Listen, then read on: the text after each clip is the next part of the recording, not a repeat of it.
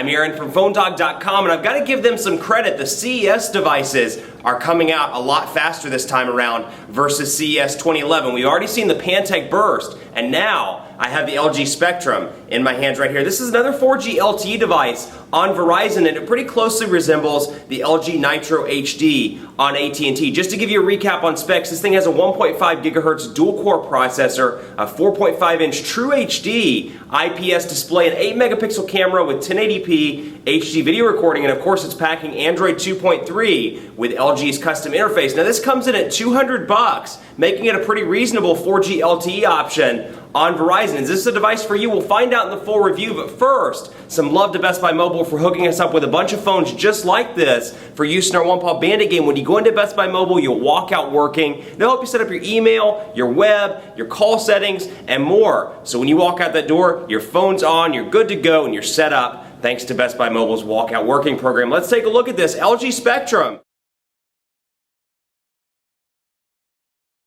Let's dive in part 2 and take a look at LG's user interface on this, because it is a little bit different. You know, it kind of resembles TouchWiz, maybe a little bit of resemblance to iOS, but it is different. You know, and I've argued that it's not as fleshed out as some of the others, but let's take a look at it. First of all, we'll start with the phone application just so you can see what it looks like. And you get a pretty standard application here with the numbers, with your send key, your back key, and then of course voicemail over here, and some tabs up at top. So you have call log, contacts, and then groups. I can easily access all of my stuff from one place. So the call, you know, easy to access, easy to dial, and just to show you what, we'll dial 611 to show you what the call screen looks like.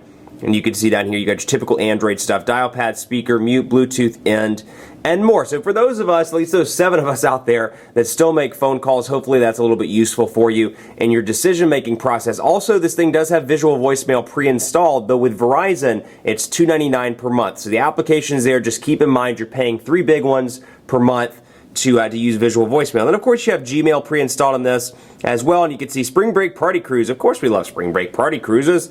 Who doesn't? So we'll say show pictures here, and you can really see, this is a perfect example to me of the HD display, because you can see how small the banner is up top here, yet still crystal clear. The text is absolutely beautiful, and we can see pretty responsive there. And then of course you can scroll up and around, and the header stays at the top, and then from the header you can easily reply all, or forward. And hey, if there's a Spring Break Party Cruise, apparently, if that's something that interests you, and the typical Gmail stuff down here, archive, delete, and then we can go back and get into the main menu. But again, you know, transitions, it's a very responsive device. So don't get me wrong, if you watch part 1 and you're like, well, I'm not sure, you know, what I think about this device, it's very responsive. That said, I do see some lag from time to time, particularly when scrolling. So just a quick look into contacts as well. We've got our contacts here. We'll go into Billy Bob, for example.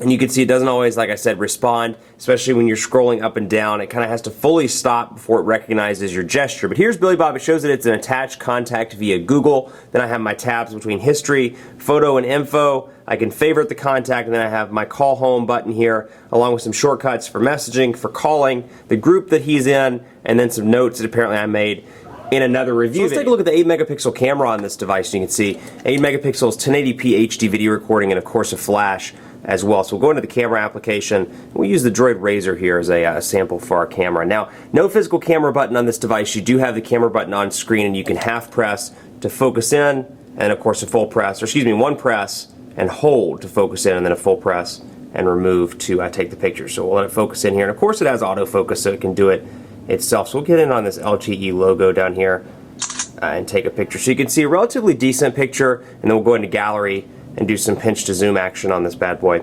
And you can see relatively responsive on the pinch to zoom front, and then of course Motorola, 4G LTE, and Verizon logos, all pretty easy to read. So not the best camera by any means, but still for the casual day shot, you know, provided that the situation's decent in terms of lighting, you should be perfectly fine with this. And then the 1080p HD video recording is up on YouTube and up on the site, so be sure to check that out. And then you have some settings as well that you can access. Switch it over to the front-facing camera. Oh, there it is. And then of course you can video chat, and then zoom. You can change the white balance, the flash, then you can go into additional settings, scene mode, ISO, white balance, and more, all from the application, and easily switch over into the camcorder mode. So pretty decent camera, but again, you know, provided the lighting is decent, not going to be replace your point and shoot by any means. Let's take a look at speed test on this device. Now this is a 4G LTE device from Verizon. Speed test should be relatively decent, and I'll let you know that I do have a repeater, or a cell site rather, over on the hotel beside my office, so these are usually pretty high numbers in comparison to what you'll get in the real world. Real world speed test between 5 and 12 megabits per second on the download, between 2 and 5 megabits per second on the upload. So we'll wait for this to load up, and we're going to switch it over to megabits per second, and then we'll go over and do the speed test here. So we'll talk a little bit about the battery life and overall call quality as well. I've been pretty impressed with the call quality. It's been relatively decent. That said, I have noticed that in some areas, not just in the Verizon dead spot I tested it in, but in some of the areas where I typically have relatively decent Verizon service, in the elevator, in the parking deck on the way to my office, for example, I did notice a little bit of call chop as I was conducting a call the other day. So you're going to see 16.7 megabits per second on the download, and 6.95 megabits per second on the upload. So keep that in mind. It may not be the best in terms of reception if you're in a fringe area. So if you live somewhere, Verizon service is between 0 and 1 bars, this may not be the device for you. But still, overall, call quality has been pretty decent. The earpiece has been nice and loud. And then, of course, has a 1,830 milliamp hour battery in the back. So I've been pretty impressed with battery life. Though I will say this device takes forever to charge. I mean, seriously, forever. It takes a long time. It's worse than some of the older Samsung devices. If you do, live off of the 15 or 20 minute charge like I do, this is not going to be the ideal device for you. So let's take a look at Quadrant Standard. And actually, I downloaded Antutu as well because they've been recommended to me in several different comments on YouTube. So we'll take a look in this video with both. But Quadrant Standard loading up right now, so we'll run the full benchmark. Again, the awesome feature about this device really is the display. The IPS display being True HD, it looks really great on this device. And then let's let Quadrant Standard load and do its thing right here. But back to what I was saying, I took it to a Verizon dead spot in Northeast Charlotte, and despite it being choppy, it did complete the call and did hold the call. But again, I've just noticed in some areas, like I said, the elevator bank, my parking deck, and some areas where I traditionally, had relatively decent Verizon service, I've noticed it kind of stutter a little bit. So again, if you're taking it into an area where the signal isn't the best, be sure to take advantage of that 14-day trial with Verizon. So Quadrant Standard is loading right now. And again, I really can't underscore, the battery does take a long time to charge, so keep that in mind. And let's let Quadrant Standard go now. Front-facing camera up there as well, so you can do video calling. And let's let this load. Let's proceed and take a look at the score here. 1,981. So 1,981 in Quadrant Standard. Let's give Antutu a try. And since this is my first time, I may be a little bit of a novice with this application. So let's see what we can do here. Antutu benchmark 2.5.4. Let's go in here and let's do a test, and we'll see what we can do. Start test, and we'll see what comes up, and we'll take a look. So overall, it's a decent device, a nice addition to Verizon's 4G LTE lineup. It's going to depend on what's most important to you. If you want a device with an awesome display, with HTC Resound and the LG Spectrum are the two devices you should consider. If reception's the most important to you, take a look at the Motorola Droid Razr, or by the time you're watching this, the Droid Razr Max on Verizon, perhaps the Galaxy Nexus as well if you're looking for a stock Android experience. So it really all depends on what you want and what you want to get out of your Android device on Verizon. But still a nice addition. I like the design changes. You may love them, you may hate them, but it is nice to see some modifications between the two different carriers, AT&T and Verizon. So this is loading and taking its sweet time. Let's see what we can do. There's the final Antutu speed, and you can see it's 6,342. So I haven't done enough of these to give it a proper benchmark as opposed to some of the other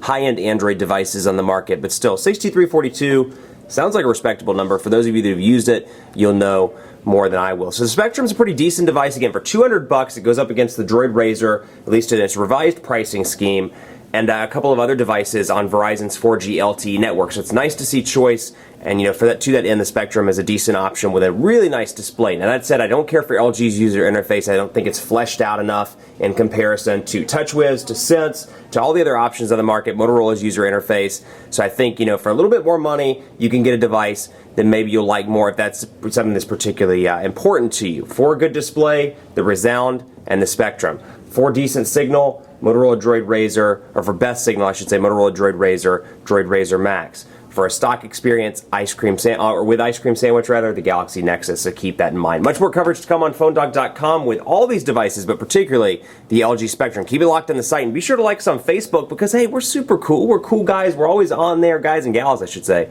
We're always on there. We always answer your questions, so hit us up, Facebook.com/PhoneDog. Be sure to follow me on Twitter as well, PhoneDog_Aaron, and on Facebook at Facebook.com/PhoneDogAB. Thanks so much for watching. We'll see you next time.